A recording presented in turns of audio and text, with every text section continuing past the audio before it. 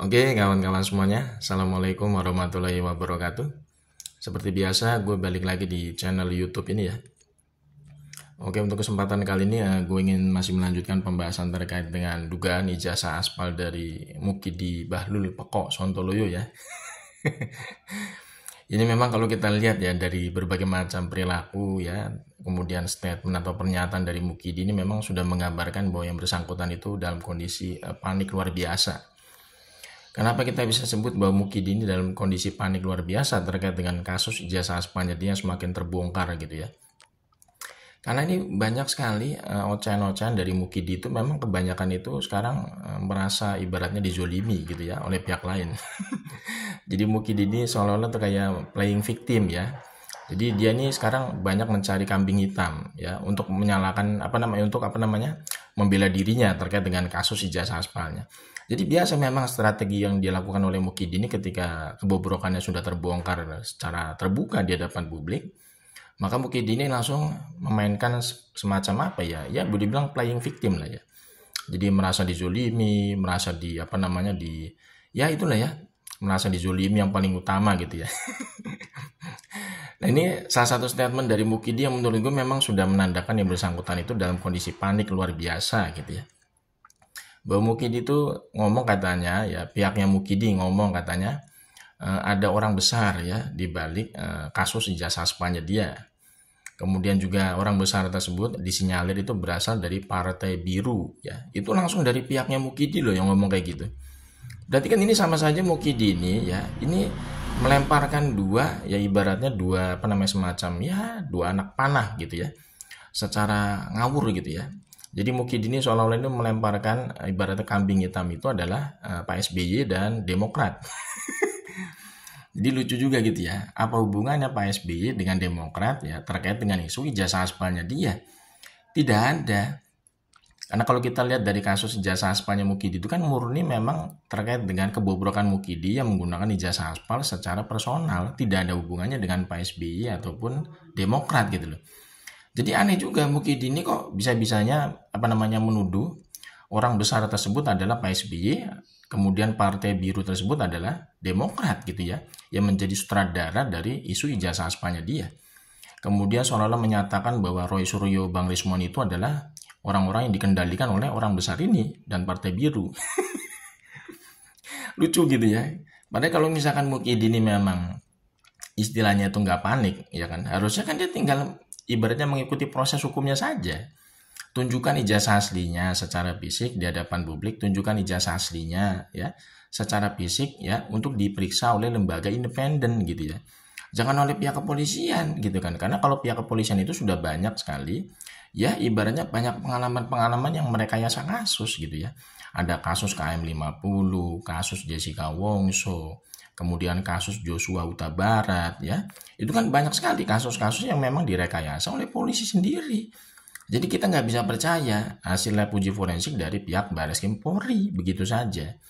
Mukidi itu harusnya ijazah aslinya secara fisik itu diperiksa oleh lembaga independen dari BRIN ya, kemudian dari Puspom TNI atau dari lembaga uji forensik dari luar negeri, dari diaspora gitu ya. Jadi biar clear gitu ya. Kalau misalkan hanya mengandalkan dari pihak Bareskrim Polri saja, itu nggak bisa dipercaya sepenuhnya sama masyarakat. Karena banyak pengalaman-pengalaman di masa lalu itu memang ya polisi sendiri itu merekayasa kasus. Jadi memang ini sengaja ya menurut gue Mukidi ini gitu ya. Ini menghembuskan statement atau pernyataan seperti ini tuh untuk apa? Untuk membela kasus ijazah aspalnya supaya tidak menjadi sasaran dari publik terus gitu ya. Karena saat ini kan memang sudah banyak sekali masyarakat yang menaruh perhatian terkait dengan kasus ijazah aspalnya Mukidi ini. Jadi kalau misalkan Mukidi ini tidak melemparkan isu seperti ini atau pernyataan seperti ini yang mengarahkan kepada Pak SBY dan Demokrat, tentu nanti perhatian publik itu akan terus mengarah kepada ijazah aspalnya dia. Dan ini menurut gue yang membuat Mukidi itu semakin panik gitu ya. Kalau kita lihat dari gestur statementnya gitu ya. Karena misalkan ya seperti yang kita tahu ya, namanya proses hukum kan harusnya kan nggak usah bawa-bawa pihak lain gitu ya. Kalau misalkan dia memang menjadi pihak pelapor ya atau pihak tergugat, ya harusnya dihadapi aja sendiri gitu kan ya, lewat proses hukum secara benar gitu ya. Nah, sekarang yang jadi permasalahan di sini itu adalah proses penegakan hukum di kepolisian sendiri itu ngawur. Karena tim TPUA laporannya itu malah dihentikan di penyelidikan. Kan harusnya kan kalau mau dihentikan itu di proses penyidikan supaya ada namanya pra peradilan gitu ya. Jadi ini aneh. Di penyelidikan kok ibaratnya laporan di TPUA ya yang mengadukan Mukidini penggunaan ijazah aspalnya itu malah di stop gitu loh.